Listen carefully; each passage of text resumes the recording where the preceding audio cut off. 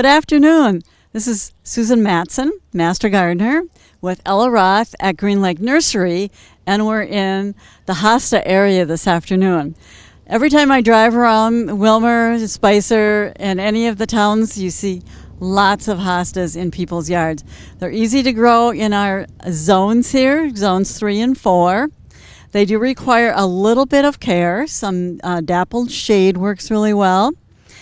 They also require a nice soil mix with some compost, which Elle is going to show us in just a few minutes. And so it does require some care. You don't want to scald them out in the sun. You want to be very careful about where you put your hostas, but they work well in borders. They can even work in pots if you want to do that. So we're going to start out with the hosta of the year, and Ella's going to tell us about that, and we'll go on to some of different sizes. Thanks, Sue. The Perennial Plant Association chooses a perennial every year for both in just a regular flower and a hostas. The hosta perennial plant of the year is a curly fry. Curly fry is one of the more popular miniature hostas. I notice, Sue, that miniature hostas are becoming quite popular, and those are hostas that stay, let's say, less than 8 inches, even if down to 4.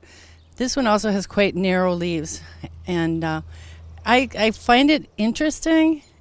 It's a different kind of hosta, and that's what we have so many varieties is for. You know, maybe you'll find one you like and maybe not, but this is the one for this year. So, Sue, when you plant your hosta bed for the first time or you're planting a new hosta, it's really important not only that it's shady, but that you have a good footing for the plant to start. And I'd like to see people become familiar with the product over here on our left. That is called Premium Compost, and it's a wonderful product for putting humus back in the soil. This is actually made in Cold Spring, so it's a local product that the young man there has works with the Golden Plum Chicken Factory and has products coming from there. So, and it's composted for about 3 years. So start with that. It's a wonderful product.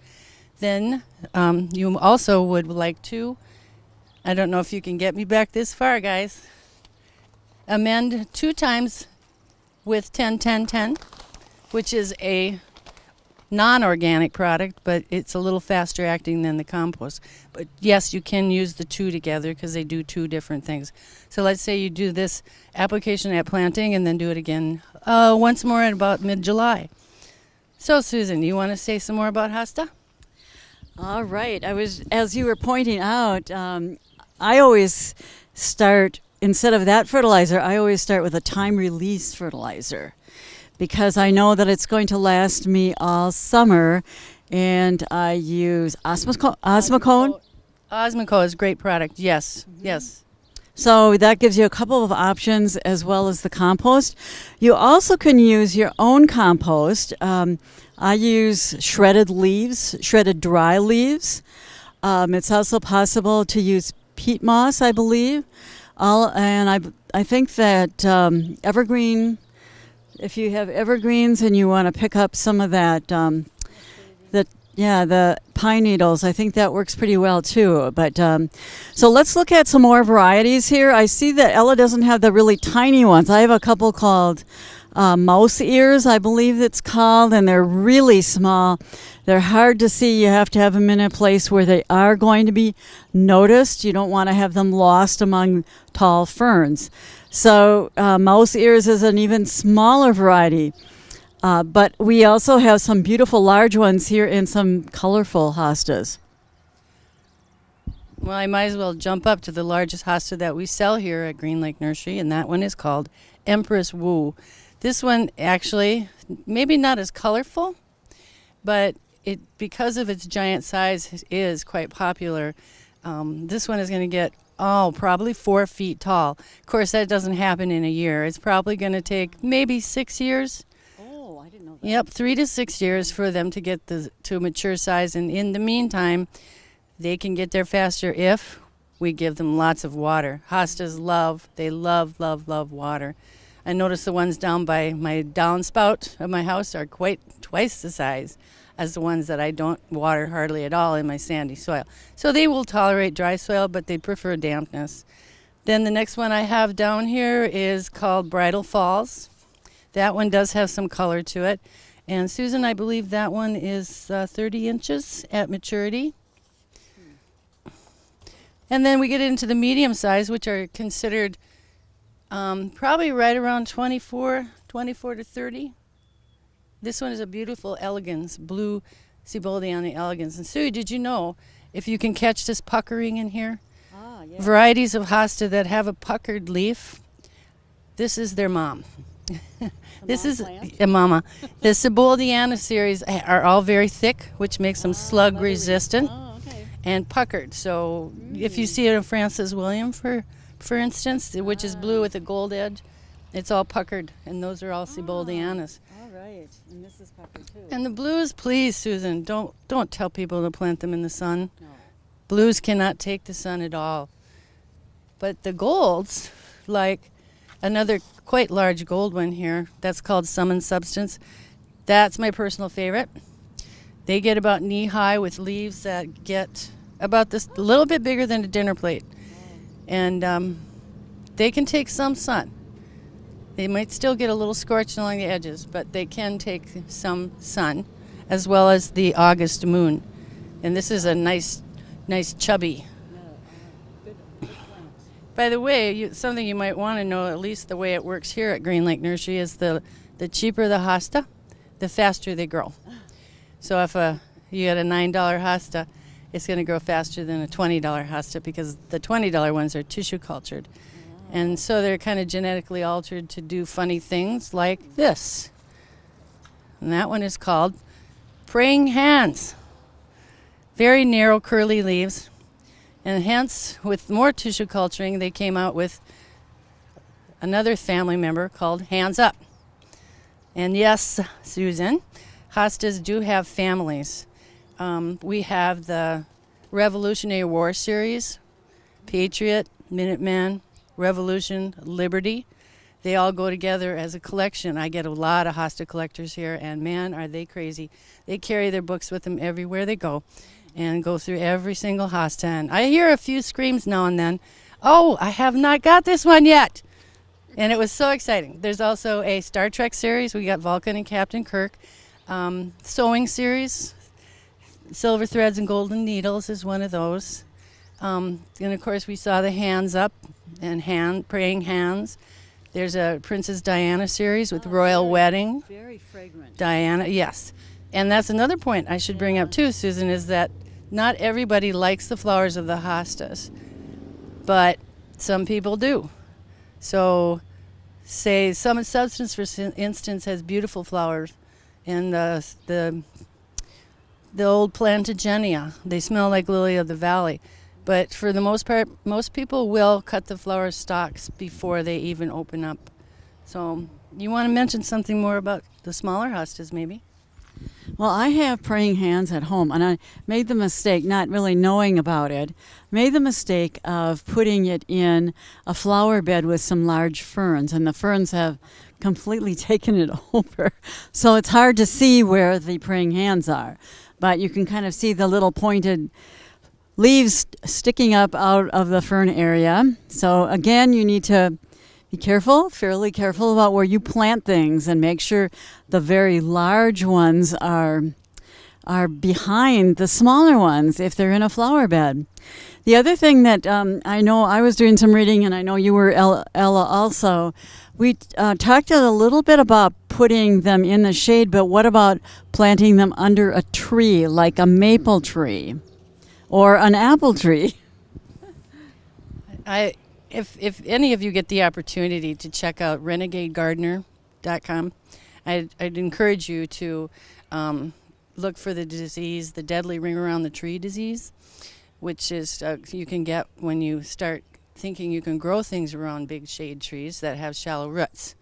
And that I think you would agree with me, Susan, that it's not always the best idea to plant around a tree, but if you have irrigation or you water quite a bit, then you're fine. But if If you're not going to water around them, once you plant around them, they're going to get smaller and smaller and smaller until they finally shrink away. So better to mulch under a tree.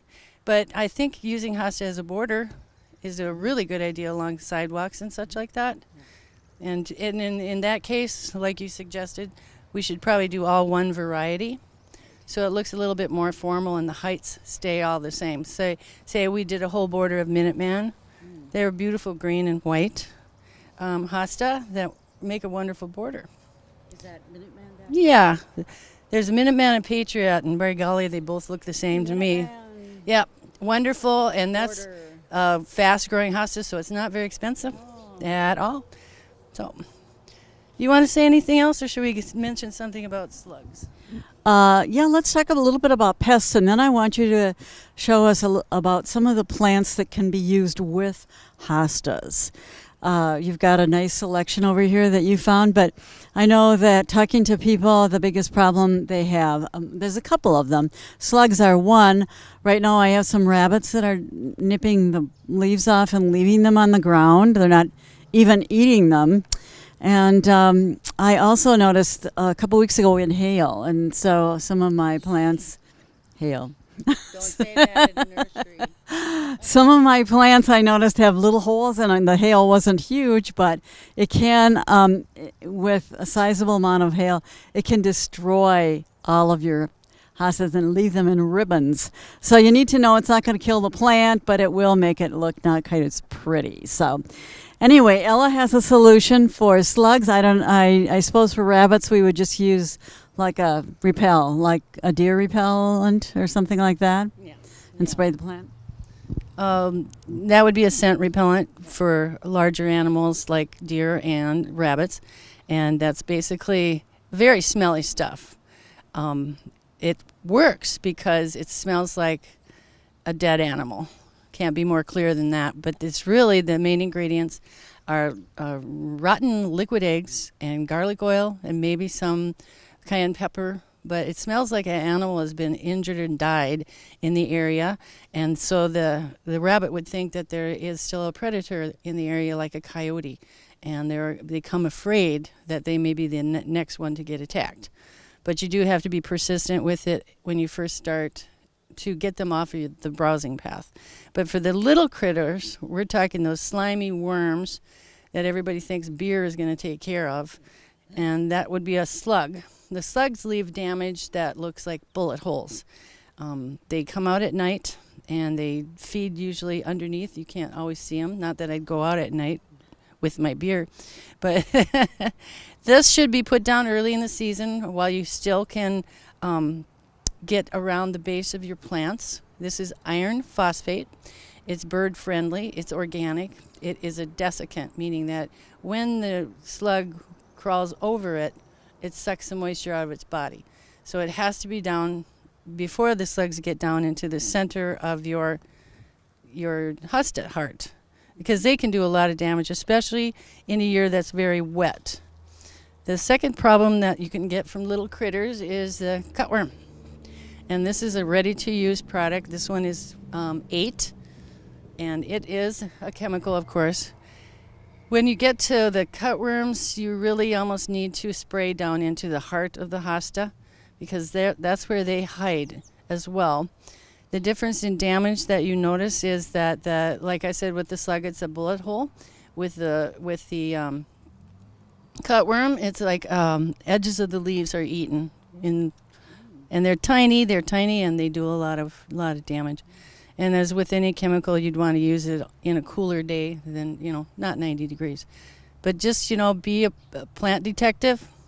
Try to go out and take a walk every night in your yard and garden and watch for bugs, because they're coming in right early, and lots of bugs. And also, fortunately, there's very, very few diseases that hosta will get. And usually if it is something, it's a virus. And that should be diagnosed by someone in the nursery business, so that you know how to take care of it in the future. Shall we talk about some more shade products? Yes, we've got some plants here that Ella has picked out that would go well with hostas in the same flower beds. And she's going to tell a little bit about it. Some are different colors. And so just looking over at her selection here, they have different textures too. So I'll give this to Ella, and she can.